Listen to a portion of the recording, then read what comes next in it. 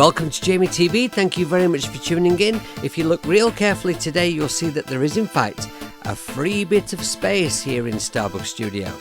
Over here, if I just move these rotor sound strings, I have a free clear bit of desk in front of the Amiga 600. I've had a big studio move around to make this space for a new thing that is winding its way to me.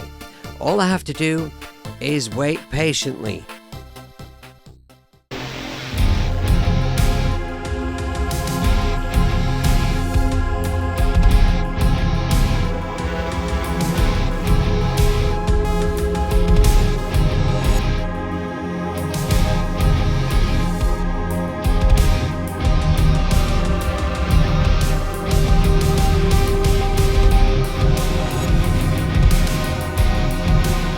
When I started making music for retro games being developed by the TechnoShed team, I was using emulation software on my laptop for the machines I didn't have. But over time, I've purchased some of the real hardware, and this week I decided it was about time I got a Spectrum Next. I found this unopened KS2 on eBay for a very reasonable price. How gorgeous is that? So beautifully packaged. Shiny. It reminds me of the Spinal Tap album cover, you know, the whole None More Black thing. I can see myself in it. That's absolutely stunning. Now, loads of people have done like unboxings of Nexts, so I'm not going to go through that in great detail, but let's just open up the box and see what's in here.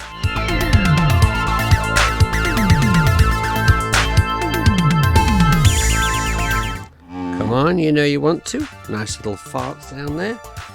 Okay. Oh wow.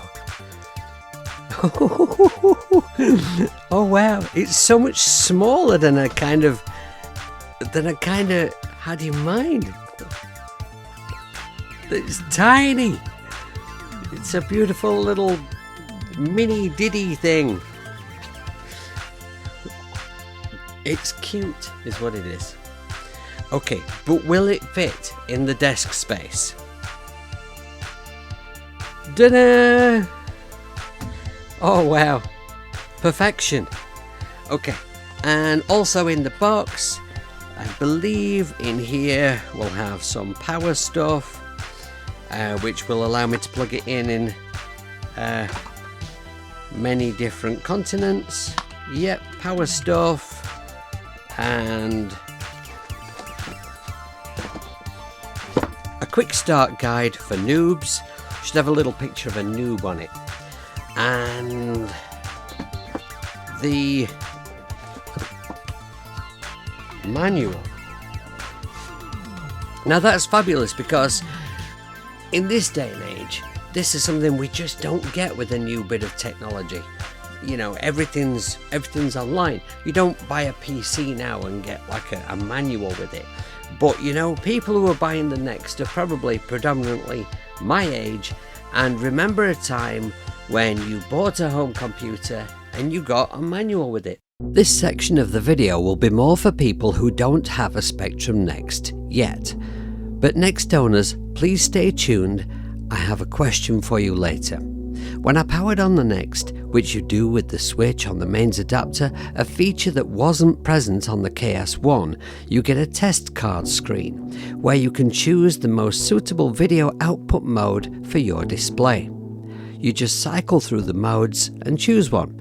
I wanted a 50Hz mode, but I wanted to use the RGB/VGA output for my monitor and the HDMI to go to a video capture card to get the next screen into my PC and ultimately into OBS so that I could make this video.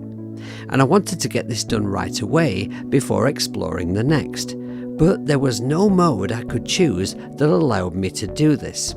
The TechnoShed team advised me to update the Next, as more recent core updates might make this possible.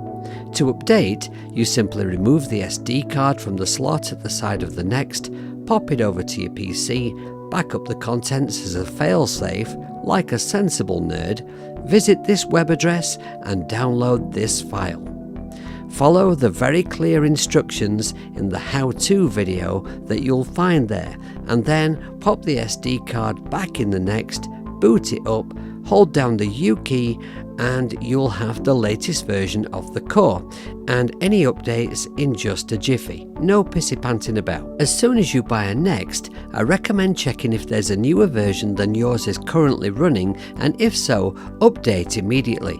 Once I'd done this, I was able to choose a mode that allowed me to get a great quality 50Hz image on both my monitor and into OBS, using both outputs. Once you get past the test card, you're greeted with several pages worth of welcome screens, giving you a little guide as to what you can expect from your new computer and how to do stuff. You can of course disable these welcome pages if you wish. And that takes us to the startup menu, which we can navigate with arrow keys or a joystick. My Competition Pro works a treat, by the way. I recommend at this point navigating to the tools menu and setting up the date and time and Wi-Fi, which is about as difficult as putting on a hat. Also, from this startup menu, we can access the Next multiple personalities, whether it be Next Basic or 48K or 128K Basic or ZX80 or 81 Basic. There's the tape loader screen, tape tester, calculator and more. Also, from this menu, by cursoring or joysticking left and right, we can change the Next's execution speed. For old specky games you'll want 3.5 MHz, but I'm told that newer software will select what it wants anyway. So as a noob here, I'm leaving it at 28 MHz unless playing an older game, and we'll see how that works out in time. Now, if your interest in the Next is more about games or music or both, then the sexy stuff is to be found here in the browser. So, what does a serious musician do first when he gets his hand on a Next? Well, obviously, he plays some games.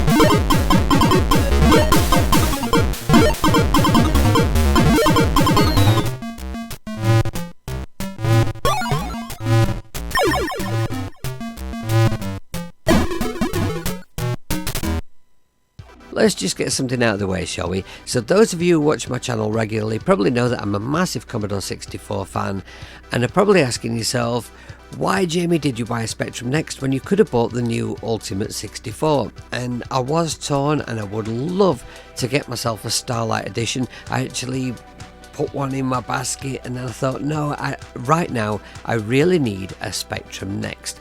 But let me just say, I'm fully behind Perifractic and what's going on with the new Commodore, and I'm really excited about it. So Spectrum fans, please don't hate on me. In fact, do troll me in the comments. It's all meant in good fun, right? I do have a lot of love for the Spectrum as well.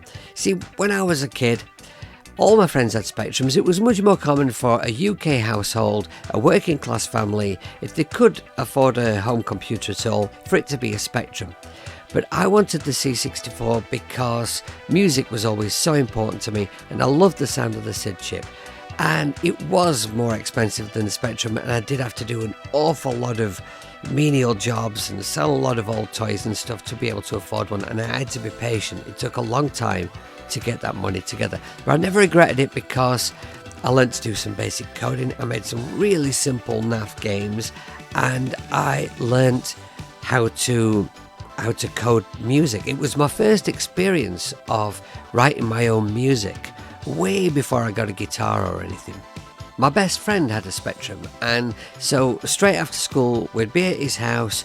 He'd be proving that he wasn't as good at Manic Miner as I was, and I'd be reading his Crash magazine waiting for my turn. Then the next day he'd be at mine playing on the C64 and reading my Zap magazine, and I'd show him how to complete Ghostbusters again. You know, and they were great days, and I have much fondness for both machines. When I was a bit older and I was earning a bit of money playing gigs, I went and got myself a Spectrum Plus 2. And as people started to move on from 8-bit machines and things became available second-hand, I continued to collect. I had tons of peripherals. I had disk drives and printers and a ton of games for both machines. A great collection, but sadly, due to a flood in a property I was living in a long time ago, absolutely everything was destroyed. And so at that point, I closed the door on video games and computers because I was putting everything into making a living as a professional musician, and I had a family as well, and so I just decided that that was a sign that it was time to leave that behind.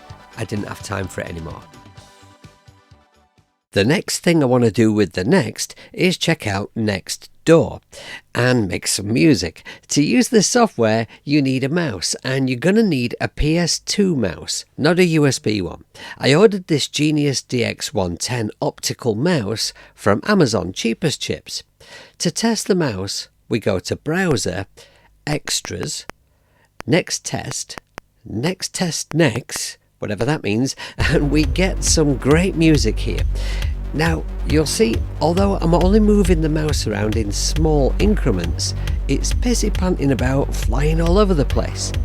So we'll reboot the Next, and then we're going to press the NMI button on the side to go into Setup. Now we want Settings, General, and we'll change the mouse DPI to High. Now when we go back to the Next Test screen, you can see that the mouse is calibrated nicely.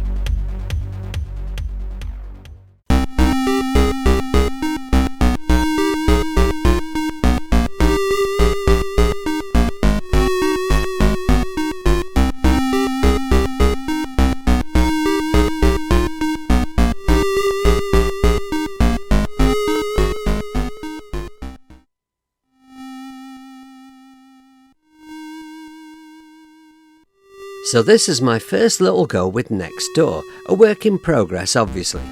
I had this in-game music idea in my head for some time for a great game that's in development in the Techno Shed.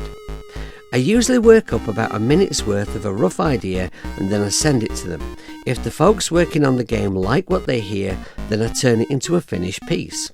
This is the song arranger screen, and you can see here I'm using just 3 instruments, so just one AY chip. The Next has 3 AY chips, but the more you use, the more resources the music is using, so if you're making music for a game, it's important to have great communication with the developer and make sure you're not going to provide them with a piece of music that will cripple the game. If you just want to make music for music's sake, then obviously just use all 9 tracks and just go for it. AY chip 1 is here, it has a left, centre and right channel. Then the second chip here and the third. Down at the bottom here you can see that I have chips 2 and 3 deactivated. The buttons below switch the chips between stereo and mono mode. We've got mute and solo buttons up here. I can label what's on each channel, label each MIDI part and select colours for the MIDI parts. I can set my tempo here, and down here there's a metronome, but it makes a truly unpleasant sound. It would be nice to be able to adjust that and the volume of it too. My bars are numbered across the top, and if I click on a MIDI part here, you'll see we have an actual piano roll. That's really something for an 8-bit machine. And once you get used to the key commands, editing this piano roll is much like working in any other derivative of Cubase. At the top of the piano roll, we select what sound we'd like these notes to play, But anyone who knows anything about making music with trackers will know that it's often valuable to be able to add multiple instruments to one track. To do this in this software, we insert a note with the wrong sound, highlight it, and then choose a sound for that note in this line here. And that works a treat. These two buttons will move us between the piano roll and the song arranger, and this button takes us to where we can create our instruments. This is very easy to do, but it's just as well because Nextdoor does not actually come with any ready-made instruments at all. It would be nice to have some usable instruments included to get you started with. I think having to pissy pants around learning how to make instruments before you can make any music at all is a misfire, and many musicians only ever use preset sounds. Perhaps the developer could include a smattering of user presets. I would happily share mine. It is very nice though, sculpting a sound with on-screen turny knobs, instead of typing in numbers constantly. Obviously, the Nextdoor interface couldn't be much more different from using a tracker, but here's the real difference. You assign effects to the instrument, not to individual notes in the piano roll, so effects like glide and arpeggios are much easier to achieve.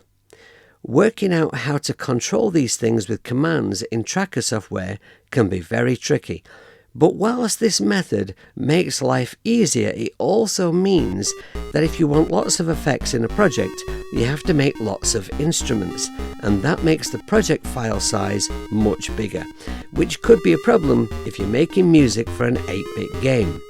You also have less control over effects generally than in something with a less agreeable interface like Vortex Tracker. For a hobbyist musician, this is a stunning piece of software and a pleasure to use. With a few updates and tweaks, it could be great for a professional musician who's writing music for next games. It remains, nonetheless, an incredible achievement on an 8-bit machine, which really is in the spirit of what the Next is all about.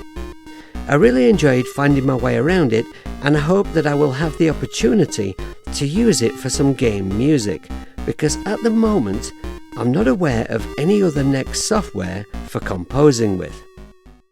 Now that I have an actual Next, I'm going to make some YouTube content with it. Now obviously my focus is always going to be about making music with whatever device I'm using, but I'm tempted to do some other stuff aside from the music because the Next is very underrepresented on YouTube. There is some stuff, there's some good stuff, but just not enough of it.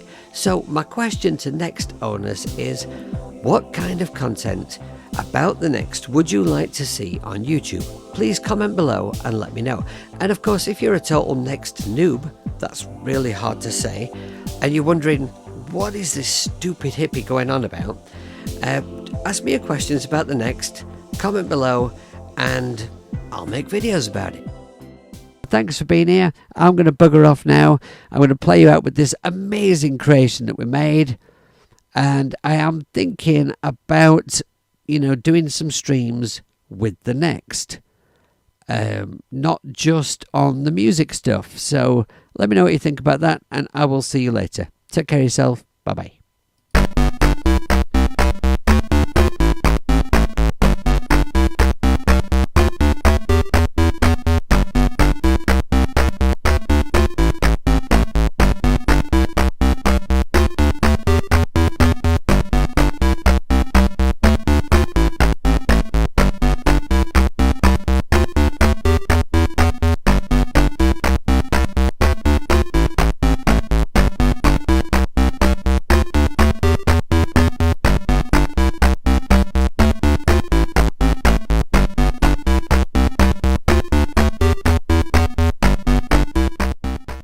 I've had the Next for a few days now, and all the time I've been exploring it and making this video, I've been asking myself, how do I wrap up this video? What should my hippie conclusions be about? What is the question that we are asking? And I guess really it's because it's a bit of an odd thing to do, right? It is a little bizarre after such a long gap making a new 8-bit Spectrum. right? It is a bit odd, that, right? So, but is it the right next step? Is it like a suitable follow-on from those classic machines from Sinclair and Amstrad? And for me, yeah, it is. I was real skeptical about it at first, but yeah, it's a pleasure to use, and it's a real computer. It's not emulation, and yet it can act like any of those old classic machines. But it opens up so many doors. It brings a lot more to the table.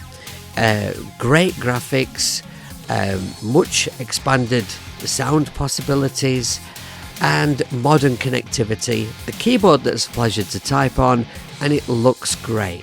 It's just been a pleasure to explore it. So I suppose the other question that people would ask is, but is it value for money? Well, I can't really answer that for you. I can only answer that from a personal perspective. For me, yes, I'm happy with what I spent on it. I got it on eBay, but to be honest, the second-hand price was about the same as what the Kickstarter costs. But I'm happy to have spent that money because it has enriched my life. I'm really enjoying exploring it, and it does open up possibilities for me. I am a little bit sad that I missed the third Kickstarter campaign, but I just could not commit financially at the time because I was saving up for a car. Very boring, I know. The only thing that I'm a little bit disappointed about with the Next is the fact that it's not super easy to connect a MIDI keyboard to it, and there isn't any music software for it at the moment that really satisfies all of my requirements. But maybe that will change in the future because there's a lot more to see yet from the Next. I think this thing's really got legs, and I'm really excited about it. So anyway, I hope that this video was at least helpful or useful or interesting to a couple of people out there. If you have a Next and you'd like to see more videos about the Next from me, then please do comment below like I asked earlier. This is kind of a new kind of a video for me, so if you thought it sucked, then please do tell me in the comments below this video. You will not upset me. And you know what? If you dug it, then maybe pay me a compliment too. And if you'd like to see more of these kind of videos, please do give me a like and subscribe and ding my bell. Until my next video, take good care of yourselves and be kind and be good, and do try not to piss your pants about. I'll see you later.